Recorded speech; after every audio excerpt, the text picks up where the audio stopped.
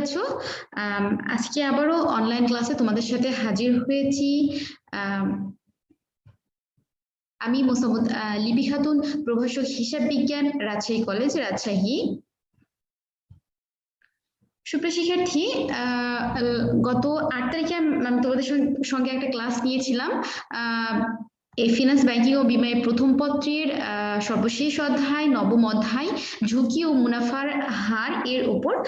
সুপ্রিয় শিক্ষার্থী, আজকেও আমরা ঝুঁকি ও মুনাফার হার এর উপরেই আমার ক্লাসটা নেব। সুপ্রিয় শিক্ষার্থী, আসলে লাস্ট ক্লাসে যেগুলো আমি দেখেছিলাম, তোমরা কি সেগুলো বাসায় দেখেছো কিংবা বইটা ওপেন করেছো? জানতে ইচ্ছে করছে, তোমরা যারা একটু বাসায় পড়াশোনা করেছো বা বইটা ওপেন করেছো তারা একটু দেখে রেসপন্স করো। কোন কোন রোলগুলো একটু বাসায় পড়াশোনা করছো বা বইটা ওপেন করছো তারা একটু রেসপন্স করো বা তাদের রোলগুলো ইনবক্স করো, একটু দেখতে যাচ্ছি। আসলে তোমরা এই মুহূর্তে তো আসলে ক্লাসরুমে এসে ক্লাস করতে পারছো না, এটা অবশ্যই একটা কষ্টের বিষয়। তারপরেও আমাদের তো থেমে থাকলে হবে না, আমাদের তো পড়াশোনা করতেই হবে। এই জন্য আমরা কি করব, এই মুহূর্তে আমরা বাসাতেই বসে পড়াশোনা করব। আমরা যে অনলাইন ক্লাসগুলো করছি, আমাদের টিচারেরা যে টপিকসগুলো নিয়ে আলোচনা করছে ডে টু ডে, আমরা সেই টপিকসগুলো অবশ্যই বই খুলে দেখব। তো সুপ্রিয় শিক্ষার্থী, চলো আজকের অনলাইন ক্লাসে আমরা আসলে কোন বিষয়গুলো নিয়ে আলোচনা করব চলো একটু দেখে নিই। আমরা নবম অধ্যায় নিয়ে আলোচনা করব। তো সুপ্রিয় শিক্ষার্থী, আজকে আমরা কি বিষয় নিয়ে আলোচনা করব এটা আলোচনা করার পূর্বে চলো একটু দেখে নিই যে পূর্ববর্তী ক্লাসের মূল্যায়ন খুব সংক্ষিপ্ত আকারে আমরা এটা দেখব।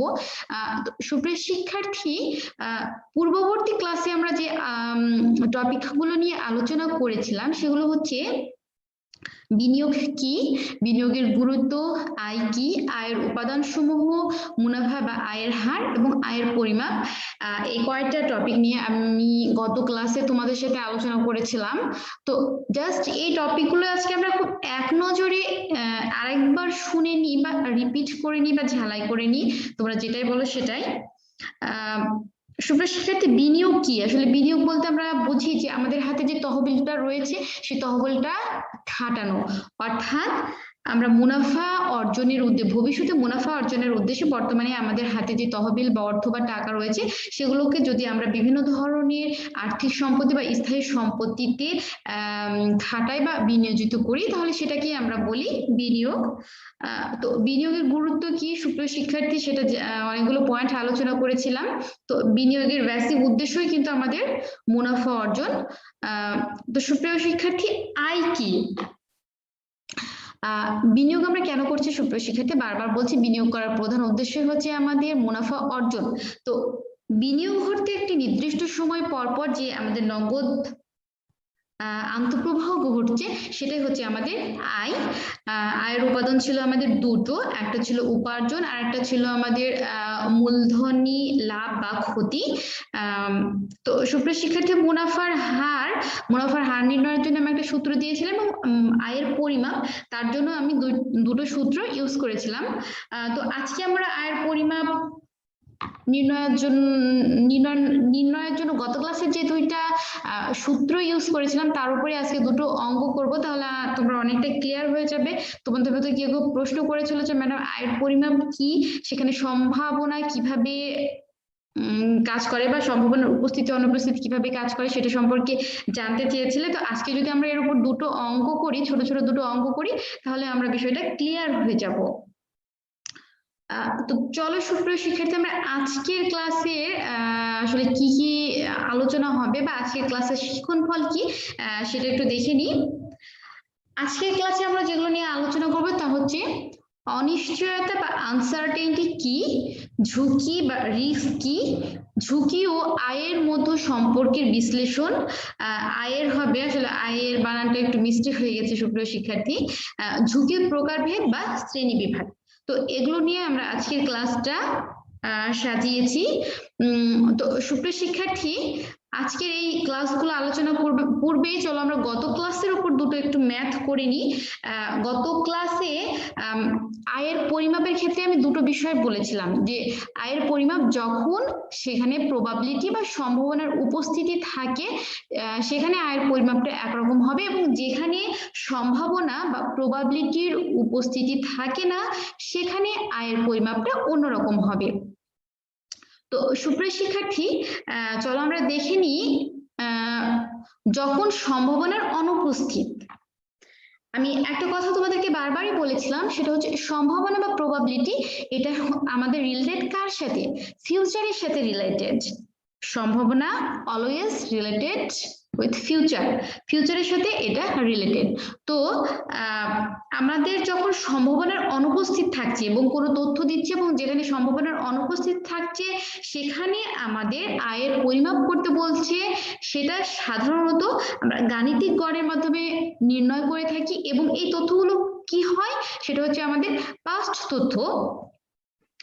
যেহেতু এখানে সম্ভাবনার উপস্থিতি নেই সেই জন্য সাধারণত আমাদের কিছু পাস্ট তথ্য দেওয়া থাকে এবং বলা হয় ওইখান থেকে যেন আমরা গাণিতিক গড় বের করি।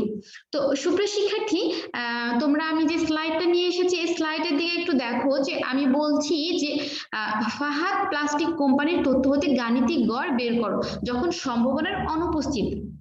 দেখো যে সুপ্রিয় শিক্ষার্থী, এখন আমাদের কত বছর, আমাদের কোন সাল চলছে? 2021 সাল।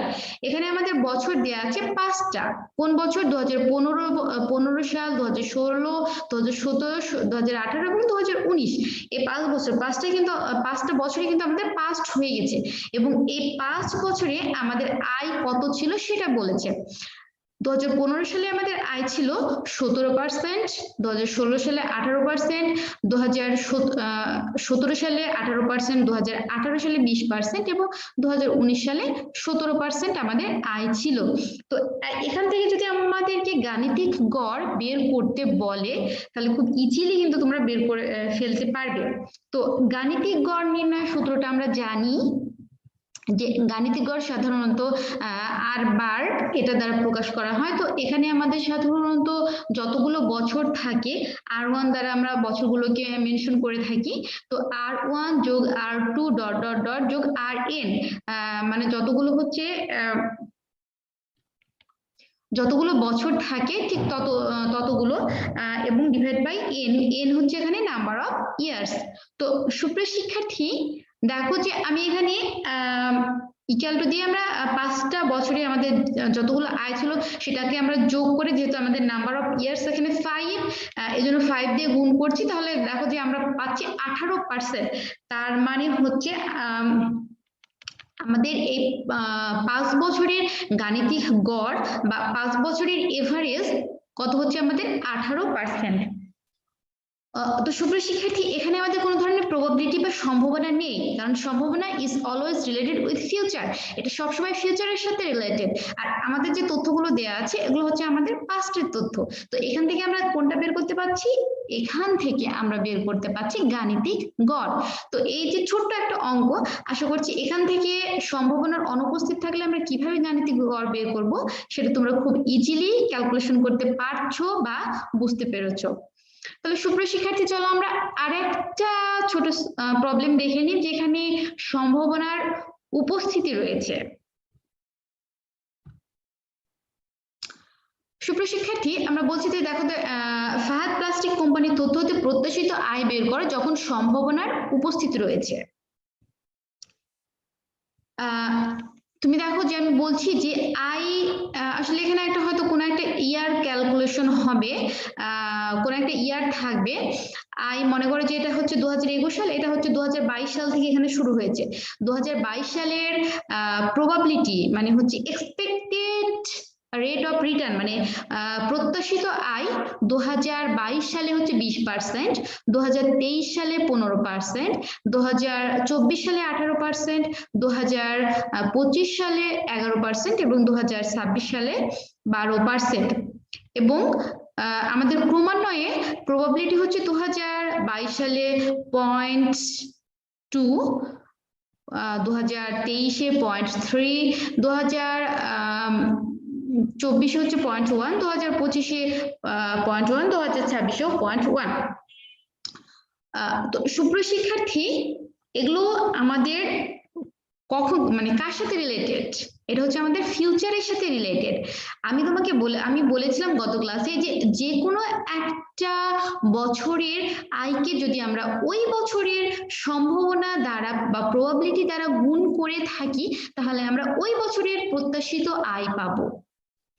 যে কোনো একটা বছরের আয়কে যদি আমরা ওই বছরের প্রবাবিলিটি বা সম্ভাবনা দ্বারা গুণ করে থাকি, তাহলে আমরা ওই বছরের প্রত্যাশিত আয় বা এক্সপেক্টেড রেট অফ রিটার্ন পাবো। তার মানে যদি আমি মনে করি যে 2022 সাল, এটা ছিল 2022 সাল, সাপোজ জাস্ট ইমাজিন, জাস্ট একটু কল্পনা করে যে এটা ছিল 2022 সাল। আমার এখানে আসলে বছরগুলো একটু মেনশন করা উচিত ছিল, তাহলে বুঝতে আরো বেশি সুবিধা হতো। তাহলে আমার 2022 সালের প্রবাবিলিটি মানে প্রত্যাশিত আয় কি হবে? আমরা যদি এই আয়ের যে হারটা দেওয়া আছে এবং যে সম্ভাবনা দেওয়া আছে, এই দুটো যদি আমরা গুণ করে দিই, তাহলে আমরা যেটা পাবো সেটাই হচ্ছে আমার 2022 সালের প্রত্যাশিত আয়। তাহলে সুপ্রিয় শিক্ষার্থী, আমাদের প্রত্যাশিত আয় বা এক্সপেক্টেড রেট অফ রিটার্ন তোমরা যেটাই বলো, সেটাই বের করার সূত্রটা হচ্ছে P1 গুণন PR। মানে এখানে বোঝাতে চাইছি যে P1 হচ্ছে প্রবাবিলিটি, প্রথম বছরের প্রবাবিলিটি, এবং আরটা হচ্ছে প্রথম বছরের রিটার্ন। এখানে P1 হচ্ছে সেকেন্ড বছরের প্রবাবিলিটি এবং এটা সেকেন্ড বছরের রিটার্ন। এটা হচ্ছে থার্ড বছরের P3 দ্বারা থার্ড বছরের প্রবাবিলিটি এবং R3 দ্বারা থার্ড বছরের রিটার্ন। এভাবে P5 দ্বারা ফিফথ বছরের প্রবাবিলিটি এবং R5 দ্বারা ফিফথ বছরের রিটার্ন। তো সুপ্রিয় শিক্ষার্থী, এভাবে আমাদের যতগুলো থাকবে ঠিক ততগুলো যদি আমরা গুণ করে, দেখো তারপরের লাইনটার দিকে তাকাও, আমরা গুণ করে দিয়েছি। গুণ করে দিয়ে যদি আমরা তাহলে আমরা যেটা পেলাম সেটাকে যদি আমরা 100 দ্বারা গুণ করি, তাহলে আমরা পার্সেন্টেজে কনভার্ট হয়, তোমরা নিশ্চয়ই জানো। এগুলো যোগ করার পর আমাদের যেটা যোগফল হলো সেটা হচ্ছে 0.162। এটা হলো আমাদের যোগফল। তো এইটাকে যদি আমরা এখন 100 দ্বারা গুণ করি, তাহলে সেটা কিসে কনভার্ট হয়? পার্সেন্টেজে কনভার্ট হয়। তার মানে সুপ্রিয় শিক্ষার্থী, এই যে 5 বছর আমি বলছি, এই 5টা বছরের এভারেজ বা এক্সপেক্টেড রেট অফ রিটার্ন হচ্ছে আমাদের 16.20%। সুপ্রিয় শিক্ষার্থী, এখানে যদি আমরা ইন্ডিভিজুয়ালি কোনো একটা বছরের প্রত্যাশিত আয় বের করতে পারলে আমরা সেটাও পারবো। তার মানে দেখো যে আমাদের 2022 সালের probability expected rate of return ছিল এই যে এইটা, তার মানে হচ্ছে 4%।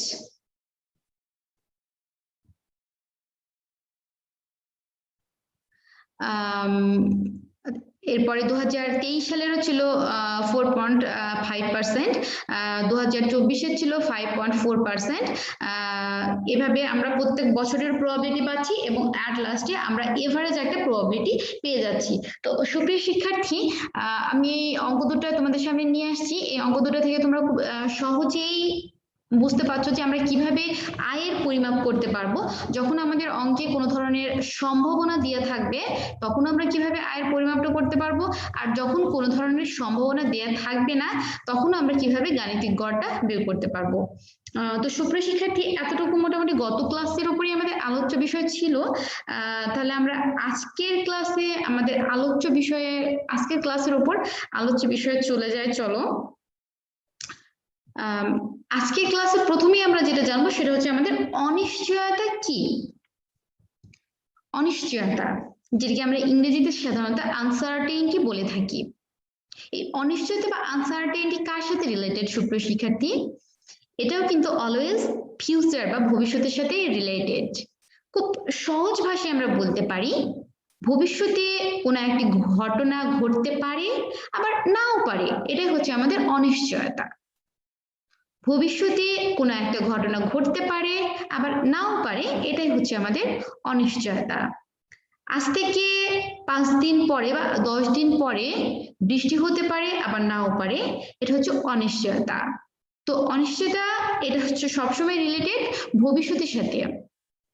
তো সুপ্রিয় শিক্ষার্থী, আমরা দেখো বলছি যে ভবিষ্যতে কোনো ঘটনা ঘটতে পারে আবার নাও ঘটতে পারে, এরকম একটি অবস্থাকে অনিশ্চয়তা বলে। অনিশ্চয়তা পরিমাপযোগ্য নয়, বিধায় এর কোনো একক নেই। অনিশ্চয়তার পরিমাপ জানা যায় না, এজন্য ইহা পরিহারও করা যায় না। সুপ্রিয় শিক্ষার্থী, অনিশ্চয়তাটা আসলে এটা মাপার কোনো মেজারমেন্ট নেই, কারণ এটা ঘটতে পারে বা নাও ঘটতে পারে। এই জন্য এটাকে পরিহারও করা যায় না, আবার পরিমাপও করা যায় না। তো এটা হচ্ছে অনিশ্চয়তা। সুপ্রিয় শিক্ষার্থী, তোমরা অবশ্যই মাথায় রাখবে যে অনিশ্চয়তা বা uncertainty is always related with future. ভবিষ্যতে কোনো একটা ঘটনা ঘটতে পারে আবার নাও পারে, এইরকম যে একটা সিচুয়েশন বা অবস্থা, এটাকে আমরা বলছি অনিশ্চয়তা। তো সুপ্রিয় শিক্ষার্থী, আমাদের ঠিক অনিশ্চয়তার সাথে ঠিক আর একটা বিষয় রিলেটেড, সেটা হচ্ছে রিস্ক বা ঝুঁকি। তোমাদের ভিতরে হয়তো অনেকেই মনে করে যে যাহা মানে অনিশ্চয়তা এবং ঝুঁকি দুটো বিষয় ঠিক একই। এটা হয়তো আমাদের মাঝে অনেকেই আমরা এটা মনে করে থাকি যে অনিশ্চয়তা এবং ঝুঁকি দুটো বিষয় প্রায় সেম বা একই, কিন্তু আসলে না। অনিশ্চয়তা এবং ঝুঁকি দুটো বিষয়ের ভিতরে অনেকটাই পার্থক্য রয়েছে। তবে এটা ঠিক যে অনিশ্চয়তারই একটা অংশ হচ্ছে ঝুঁকি। ঝুঁকিও কিন্তু রিলেটেড কার সাথে? ভবিষ্যতের সাথে। তো সুপ্রিয় শিক্ষার্থী, অনিশ্চয়তা এবং ঝুঁকি বিষয় দুটো কিন্তু এক নয়, যদিও দুটো বিষয়ই আমাদের ভবিষ্যতের সাথে রিলেটেড, বাট দুটো বিষয় এক নয়।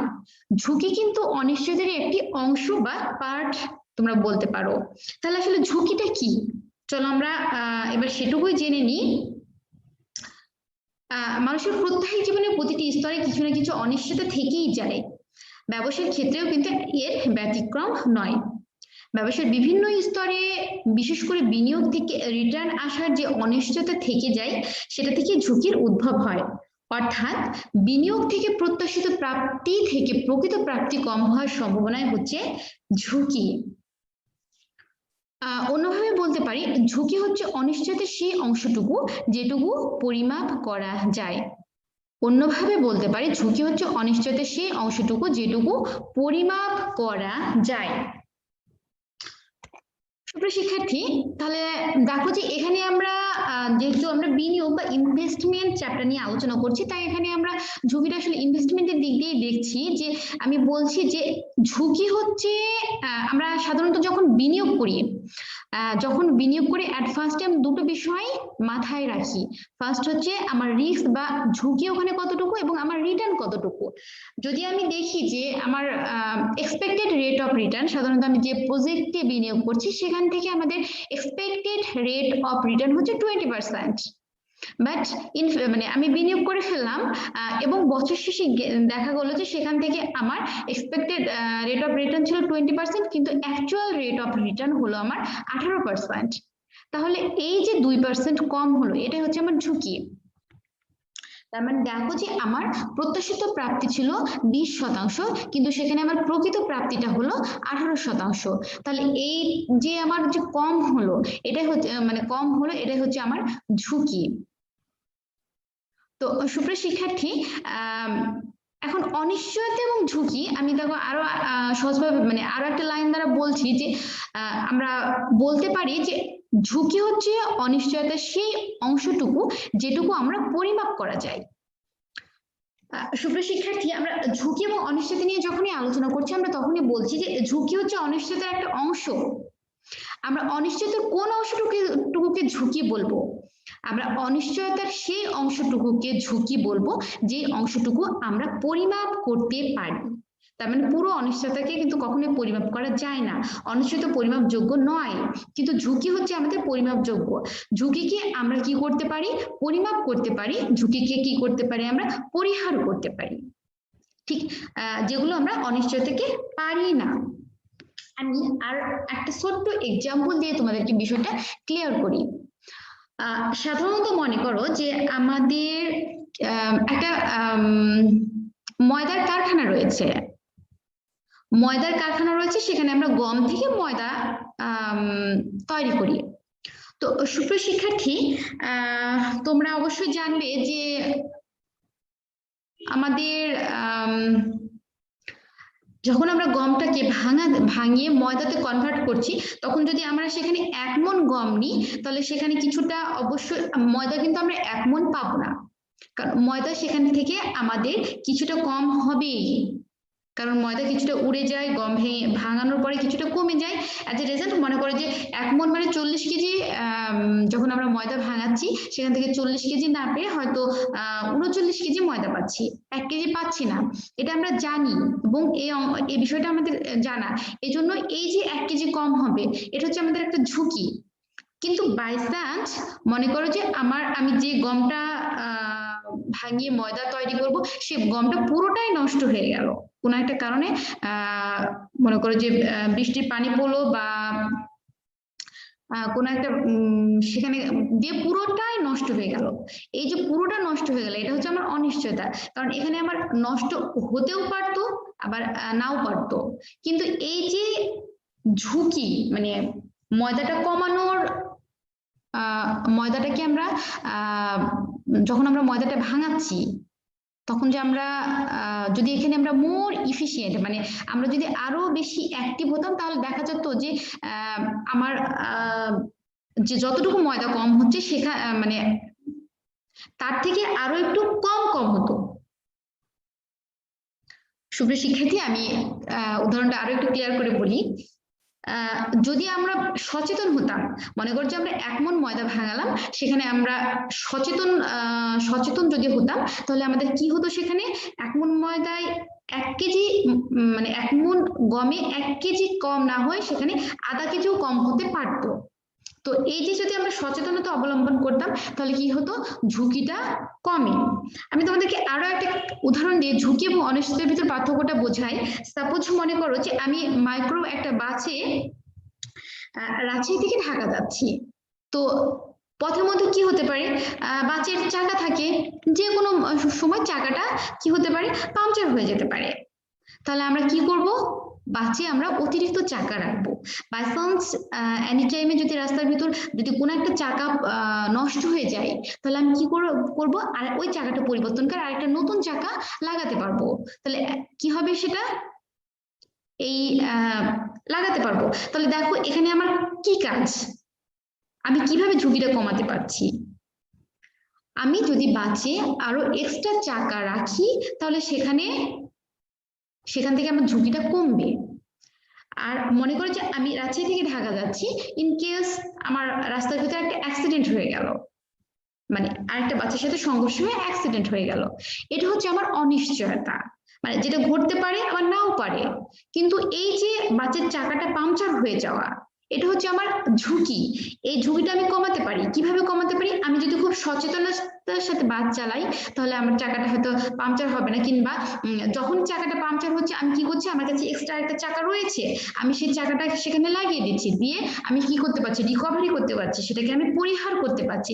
এই জন্য এটাকে আমরা বলছি ঝুঁকি। আর এই যে অ্যাক্সিডেন্টটা আমার আউট অফ মাই হ্যান্ড, আমার হাতের বাইরে, তো এই জন্য এটাকে আমরা বলছি অনিশ্চয়তা।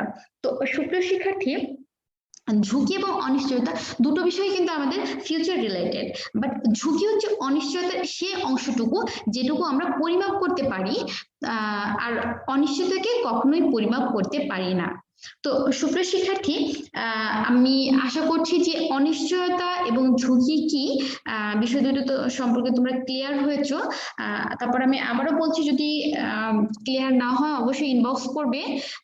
সুপ্রিয় শিক্ষার্থী, তোমরা অবশ্যই বাসায় যেটা করবে সেটা হচ্ছে বইটা ওপেন করবে, তাহলে অবশ্যই বিষয়গুলো সম্পর্কে আরো ক্লিয়ার হয়ে যেতে পারবে। তাহলে সুপ্রিয় শিক্ষার্থী, চলো আমরা চলে যাই আমাদের পরবর্তী আলোচ্য বিষয়ে।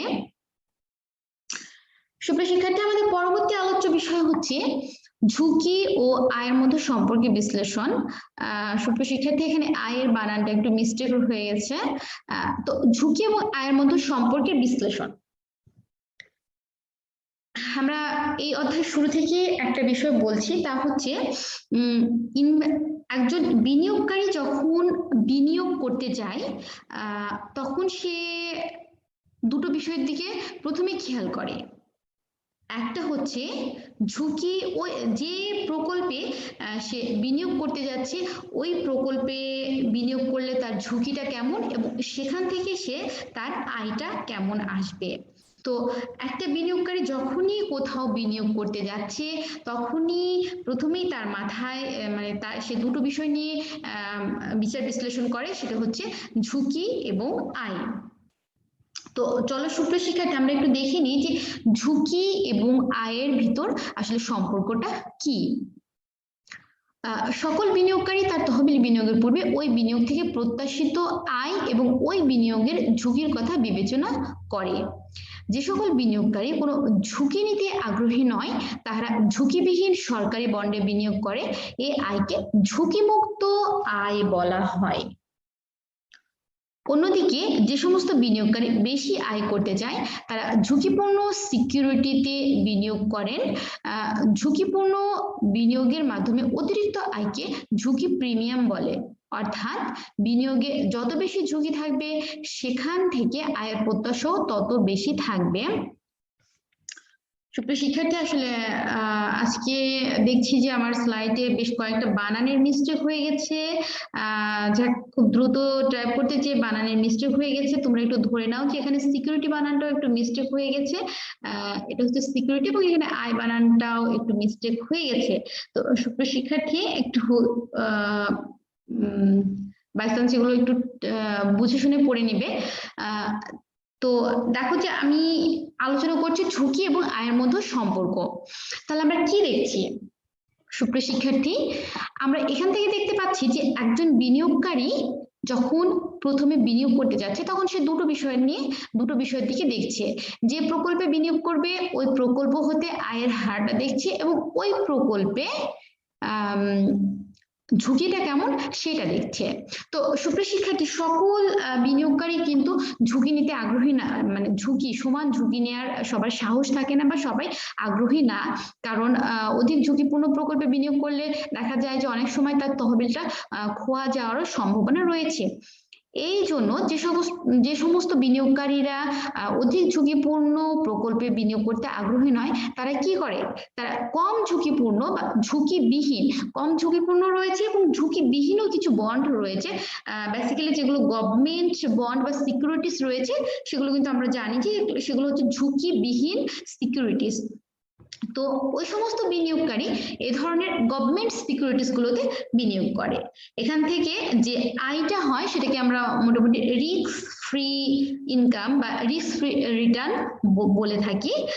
তো যে সমস্ত বিনিয়োগকারীরা ঝুঁকি নিতে আগ্রহী নয় তারা সাধারণত এই সমস্ত সিকিউরিটি গুলোতেই বিনিয়োগ করে থাকে। অপরদিকে যে সমস্ত বিনিয়োগকারীরা ঝুঁকি নিতে আগ্রহী বা যারা অধিক ঝুঁকি গ্রহণ করবে এবং অধিক আয় গ্রহণ করবে তারা সাধারণত ঝুঁকিপূর্ণ সিকিউরিটিস গুলোতে বিনিয়োগ করে। এবং ঝুঁকিপূর্ণ সিকিউরিটিস গুলোতে বিনিয়োগ করলে কি হয়, সাধারণত আমাদের নর্মাল যে ইনকাম বা আয় থাকে অধিক ঝুঁকিপূর্ণ সিকিউরিটিস গুলোতে বিনিয়োগ করলে নর্মাল আয় থেকে অধিক আয় হয় এবং এই যে অধিক আয়টা হয় এটাকেই সাধারণত আমরা বলি রিস্ক প্রিমিয়াম বা ঝুঁকির প্রিমিয়াম। সাধারণত সুপ্রিয় শিক্ষার্থী মনে করো যে কোনো একটা প্রকল্প যেখানে নর্মাল ঝুঁকির রেট হচ্ছে 5%, কিন্তু আরেকটা প্রকল্প রয়েছে দেখা যাচ্ছে সেখানে হচ্ছে ঝুঁকির রেট হচ্ছে 10%, তাহলে দেখো যে ওই প্রকল্পে তার ঝুঁকির রেট ডাবল, কিন্তু প্রথম প্রকল্পে যেখানে ঝুঁকির রেট হচ্ছে 5% সেখানে রেট অফ রিটার্ন হচ্ছে আমাদের 20%, বাট যেখানে আমার ঝুঁকির পরিমাণ হচ্ছে 10% সেখানে রেট অফ রিটার্ন হচ্ছে 40%। তাহলে দেখো যে আমি 5% অতিরিক্ত ঝুঁকি গ্রহণ করার কারণে সে আরো 20% অধিক মুনাফা অর্জন করতে পারছে। এই যে আমার নর্মাল মুনাফা ছিল 20%, কিন্তু অতিরিক্ত ঝুঁকি নেওয়ার কারণে সে মুনাফাটা পাচ্ছে 40%। তাহলে এই যে 20% এবং 40% দুটোর ভিতর পার্থক্য কিন্তু আরো 20%। তাহলে এই 20%কে কি বলবো, এই 20%কে আমরা বলবো ঝুঁকি প্রিমিয়াম, কারণ অতিরিক্ত ঝুঁকি গ্রহণ করার কারণে বিনিয়োগকারী ওই আয়টা অতিরিক্ত আয়টা আর্ন করতে পারছি। এই জন্য এই অতিরিক্ত আয়টাকে সাধারণত বলা হয় ঝুঁকি প্রিমিয়াম। তো সুপ্রিয় শিক্ষার্থী, এই যে আমাদের ঝুঁকি এবং আয়ের মধ্যে সম্পর্ক, তাহলে এই সম্পর্কটা আলোচনার মাধ্যমে আমরা কি বুঝছি? ঝুঁকি এবং আয়ের মধ্যে কিন্তু সবসময় একটা পজিটিভ বা ধনাত্মক সম্পর্ক বিদ্যমান। সবসময় মাথায় রাখবে, ঝুঁকি এবং আয়ের ভিতরে আমাদের একটা পজিটিভ বা ধনাত্মক সম্পর্ক বিদ্যমান। ঝুঁকি যদি বৃদ্ধি পায় তাহলে আয়ও বৃদ্ধি পাবে, ঝুঁকি হ্রাস পেলে আয়ও হ্রাস পাবে। তো সুপ্রিয় শিক্ষার্থী, এই ছিল আমাদের ঝুঁকি এবং আয়ের মধ্যে সম্পর্ক। তো সুপ্রিয় শিক্ষার্থী, চলো আমরা আমাদের পরবর্তী আলোচ্য বিষয়ে চলে যাই। আমাদের পরবর্তী আলোচ্য বিষয় হচ্ছে ঝুঁকির প্রকারভেদ বা শ্রেণী বিভাগ। সুপ্রিয় শিক্ষার্থী, দেখো যে আমি বলছি যে ঝুঁকি প্রধানত 3 প্রকার। একটা হচ্ছে আমাদের ব্যবসায়িক ঝুঁকি, আরেকটাকে আমরা বলছি খাঁটি ঝুঁকি, আরেকটাকে বলছি আর্থিক ঝুঁকি। এখানে দেখো খাঁটি ঝুঁকিকে বলছি আবার 2 প্রকার, একটা হচ্ছে আমার বীমাযোগ্য ঝুঁকি, আর একটা হচ্ছে বীমা অযোগ্য ঝুঁকি। বীমা অযোগ্য ঝুঁকিকে আমরা আবারও বলছি 3 প্রকার: বাজার ঝুঁকি, রাজনৈতিক ঝুঁকি এবং উৎপাদন ঝুঁকি। তো সুপ্রিয় শিক্ষার্থী, প্রত্যেকটা ঝুঁকি কি সেটা আমাদেরকে একটু ডিটেলসে জানতে হবে, বাট আজকের ক্লাসে আমি হয়তো ডিটেলসে বলবো না। আজকের ক্লাসে আমি খুব সংক্ষিপ্ত আকারে কোন ঝুঁকিটা কি সেটা বলে যাব। তোমরা অবশ্যই সেটা বই ওপেন করে দেখবে এবং আমাদেরকে জানার সুবিধার্থে প্রত্যেকটা ঝুঁকি সম্পর্কেই একটু ডিটেলসে জানা লাগবে, জানা থাকতে হবে। তো সুপ্রিয় শিক্ষার্থী, প্রথমত ঝুঁকি কি সেটা তো জানলেই, যে ঝুঁকি হচ্ছে অনিশ্চয়তার একটা অংশ যেটাকে আমরা পরিমাপ করতে পারি। তো এই ঝুঁকিকে আমরা বলছি প্রথমত 3 প্রকার, একটা বলছি ব্যবসায়িক ঝুঁকি, আরেকটা বলছি খাঁটি ঝুঁকি এবং আরেকটা হচ্ছে আর্থিক ঝুঁকি। তো সুপ্রিয় শিক্ষার্থী, চলো আমরা প্রথমে জেনে নিই যে আসলে ব্যবসায়িক ঝুঁকিটা কি। সুপ্রিয় শিক্ষার্থী, সাধারণত ব্যবসায়িক ঝুঁকি হচ্ছে ব্যবসা পরিচালনার সাথে রিলেটেড। ব্যবসায়িক ঝুঁকি হচ্ছে ব্যবসা পরিচালনার সাথে রিলেটেড। ব্যবসা আমরা জানি যে ব্যবসা পরিচালনা করার জন্য কিন্তু বিভিন্ন ধরনের সম্পদ ব্যবহার করতে হয় এবং এই সমস্ত সম্পদগুলো প্রপার ইউটিলাইজেশনের মাধ্যমে কিন্তু ব্যবসার সফলতা আসে। তো সুপ্রিয় শিক্ষার্থী, যদি কখনো কোনো মানবিক বা প্রাকৃতিক কারণে যদি এই সমস্ত সম্পদের প্রপার ইউটিলাইজেশন না হয়, তাহলে কার উপর প্রভাব পড়বে? মুনাফার উপর প্রভাব পড়বে।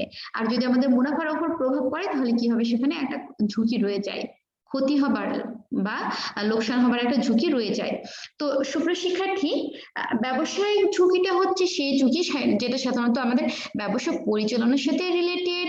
ব্যবসা পরিচালনায় যদি কখনো মানে এই যে আমাদের যে একটা টার্গেট থাকে মুনাফার, যদি আমাদের এই টার্গেটটা ফুলফিল না হয়, ব্যবসা পরিচালনার মাধ্যমে যে আমরা বিভিন্ন ধরনের সম্পদগুলো ইউজ করে বা বিভিন্ন কাজকর্মগুলো করে যে ব্যবসা পরিচালনা করছি যে মুনাফাটা অর্জন করার জন্য, যদি আমাদের এই মুনাফাটা অর্জিত না হয় বা আমাদের টার্গেট ফুলফিল না হয়, তাহলে এখান থেকে আমাদের যে ঝুঁকিটা ক্রিয়েট হচ্ছে, তৈরি হচ্ছে, সেটা হচ্ছে আমাদের ব্যবসায়িক ঝুঁকি।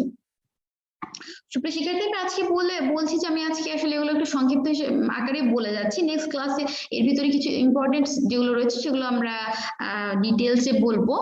তো সুপ্রিয় শিক্ষার্থী, চলো আমরা চলে যাই যে খাঁটি ঝুঁকি কি সেটার উপর। সুপ্রিয় শিক্ষার্থী, খাঁটি ঝুঁকি বা পিওর রিস্ক, খাঁটি ঝুঁকি বা পিওর রিস্ক বলতে আমরা সেই ঝুঁকিটাকে বোঝাবো যেখানে অবশ্যই লোকসান হবে। সাধারণত যে প্রতিষ্ঠানে যে লাভ হবে সেটা দ্বারা এই লোকসানটাকে রিকভারি করা যায় না। মানে হচ্ছে যেখানে আমার অবশ্যই ক্ষতি হয় সেটাই হচ্ছে আমার খাঁটি ঝুঁকি বা পিওর রিস্ক। এখানে আসলে আমাদের অ্যাজ ইউজুয়াল নর্মাল যে প্রফিটটা হয় ব্যবসায়, সেটা দ্বারা আসলে খাঁটি ঝুঁকিটাকে রিকভার করা যায় না। তো সুপ্রিয় শিক্ষার্থী, 3 নম্বরে আমি বলছিলাম যে আর্থিক ঝুঁকি বা ফিনান্সিয়াল রিস্ক, এটা আসলে আমাদের কি বা এটা কখন হয়? সুপ্রিয় শিক্ষার্থী, এটা সবসময় মাথায় রাখবে যে আর্থিক ঝুঁকিটা আমাদের প্রতিষ্ঠানের অভ্যন্তরীণ একটা ঝুঁকি এবং এই ঝুঁকিটা আমার তখনই হবে যখন আমার ক্যাপিটাল স্ট্রাকচার বা আমার প্রতিষ্ঠানের মূলধন তহবিলে ঋণকৃত মূলধন থাকবে। আর্থিক ঝুঁকি আমার প্রতিষ্ঠানে ঠিক তখনই হবে যখন আমাদের প্রতিষ্ঠানে ঋণকৃত মূলধন থাকবে। সুপ্রিয় শিক্ষার্থী, খুব সাধারণভাবে সেন্স একটু চিন্তা করো, যদি আমাদের প্রতিষ্ঠানে ঋণকৃত মূলধন থাকে, মনে করো যে আমরা কারো কাছ থেকে ঋণ নিয়েছি বা ডিবেঞ্চার বিক্রয় করেছি, তাহলে আমাদেরকে কি করতে হবে? নির্দিষ্ট সময় পর পর অবশ্যই কি করতে হবে? আমাদেরকে সুদ দিতে হবে। আমার প্রতিষ্ঠান মানে ইনকাম করুক অথবা না করুক, যদি আমাদের কোনো পাওনাদার থাকে তাহলে নির্দিষ্ট সময় পর পর তাকে অবশ্যই কি দিতে হবে? সুদ দিতে হবে। তো এই জন্য এটা হচ্ছে আমার আর্থিক ঝুঁকি। এই যে এখান থেকে যে ঝুঁকিটা তৈরি হচ্ছে সেটা হচ্ছে আমার আর্থিক ঝুঁকি। সুপ্রিয় শিক্ষার্থী, একটা বিষয় লক্ষ্য করো, যদি আমার প্রতিষ্ঠানে কোন ধরনের ঋণকৃত মূলধন না থাকে তাহলে কিন্তু সেখান থেকে আমাদের কোনো আর্থিক ঝুঁকি থাকবে না। তো আর্থিক ঝুঁকিটা কি? আশা করি তোমরা বুঝতে পেরেছো যে আর্থিক ঝুঁকিটা হচ্ছে আমার প্রতিষ্ঠানে যখন কোনো ধরনের মানে প্রতিষ্ঠানের ক্যাপিটাল স্ট্রাকচারের ভিতর যখন কোনো ধরনের ঋণকৃত মূলধন থাকছে, তখনই আমার প্রতিষ্ঠানে যে ঝুঁকিটা তৈরি হচ্ছে সেটা হচ্ছে আমার আর্থিক ঝুঁকি। তো সুপ্রিয় শিক্ষার্থী, আমি আবারও একটা বিষয় বলছি যে আমি বারবারই বলি যে চেষ্টা করি যে আমার লেকচার রিলেটেড কোনো বিষয় তোমাদের বুঝতে সমস্যা হলে তোমরা অবশ্যই সেটা ইনবক্স করবে। আমি চেষ্টা করি সেটা আবারও রিপিট করার অথবা তোমাদেরকে আনসার দেওয়ার।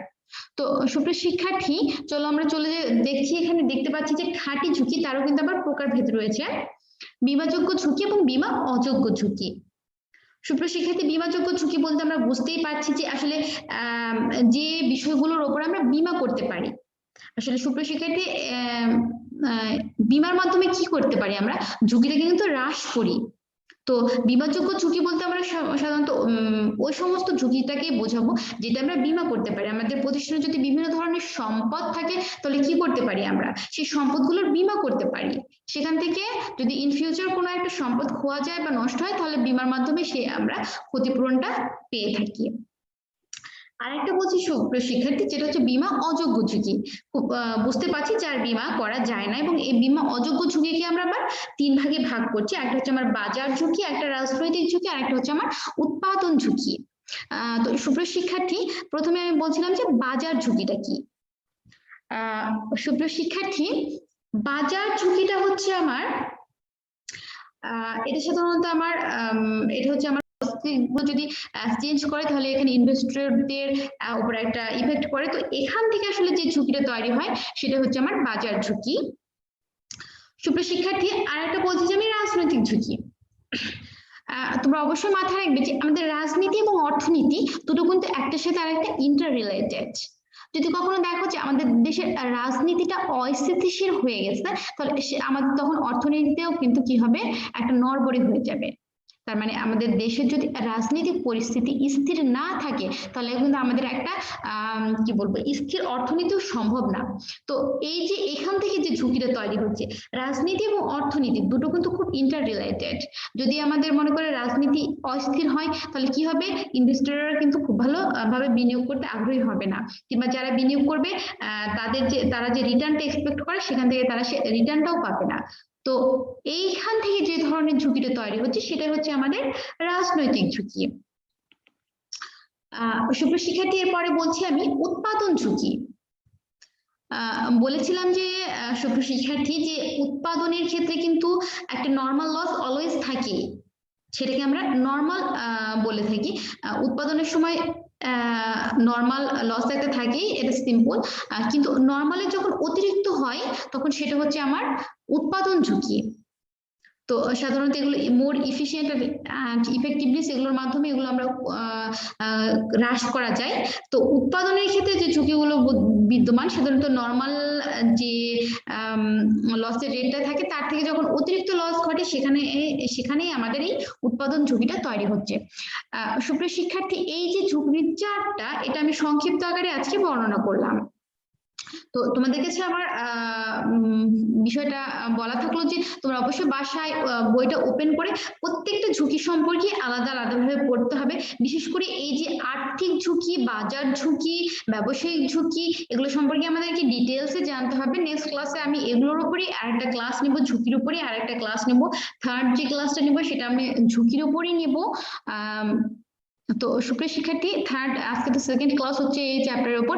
থার্ড যে ক্লাসটা হবে সেটা আমার এই বিভিন্ন ধরনের ঝুঁকি, ঝুঁকির উৎস, ঝুঁকির কারণ, এগুলো কি, এগুলোর উপরই নেব। তো অবশ্যই তোমরা বাসায় বইটা ওপেন করবে এবং এগুলো দেখে রাখবে। সুপ্রিয় শিক্ষার্থী, এগুলো মোটামুটি আজকের এগুলোই ছিল আমাদের আজকের ক্লাসের আলোচ্য বিষয়। তো সুপ্রিয় শিক্ষার্থী, তোমাদের জন্য একটা বাড়ির কাজ অবশ্যই আছে। এত ক্লাস করলে আজকে ঝুঁকি এবং অনিশ্চয়তা কি সেটা আলোচনা করলাম। প্রবলেম থাকলে অবশ্যই সেটা ইনবক্স করবে, আমি আনসার দেওয়ার চেষ্টা করব। কিন্তু তোমাদের জন্য বাসার যে কাজটা রাখছি সেটা হচ্ছে ঝুঁকি এবং অনিশ্চয়তার মধ্যে পার্থক্য কি। তোমরা অবশ্যই যে কাজটা করবে সেটা হচ্ছে বইটা ওপেন করে পড়বে এবং লিখবে। তোমরা কে কে লিখেছো এবং কে কে পড়েছো সেটা অবশ্যই কি করবো থার্ড ক্লাসে আমি জানতে চাইবো, এবং অবশ্যই তোমরা জানাবে বা ইনবক্স করে আমাকে জানাবে যে কে কে বাসার কাজ করেছো। যারা যারা বাসার কাজ করেছো অবশ্যই তারা তারা ইনবক্স করবে এবং আমি জানতে চাই তোমরা কারা কারা বাসার কাজ করেছো। তো সুপ্রিয় শিক্ষার্থী, এই ছিল আমার আজকের এই অনলাইন ক্লাস। সুপ্রিয় শিক্ষার্থী, আজকের এই অনলাইন ক্লাসে এতক্ষণ ধরে আমার সঙ্গে থাকার জন্য তোমাদের সকলকে ধন্যবাদ। আজকের অনলাইন ক্লাস আমি এখানেই শেষ করব। তবে সুপ্রিয় শিক্ষার্থী, অনলাইন ক্লাস শেষ করার আগে আমি আবারও বলবো, বর্তমানে যেহেতু আমরা একটা কঠিন সময়ের ভিতর দিয়ে যাচ্ছি, তাই এ সময় আমরা কি থাকবো, সবাই সচেতন থাকবো, নিজেরা সচেতন থাকবো, নিজেদের পরিবারের সবাইকে সচেতন রাখবো। সুপ্রিয় শিক্ষার্থী, আবারও তোমাদের সাথে কথা হবে নেক্সট অনলাইন ক্লাসে। ততক্ষণ পর্যন্ত দোয়া রাখি তোমরা সবাই ভালো থাকো, সুস্থ থাকো।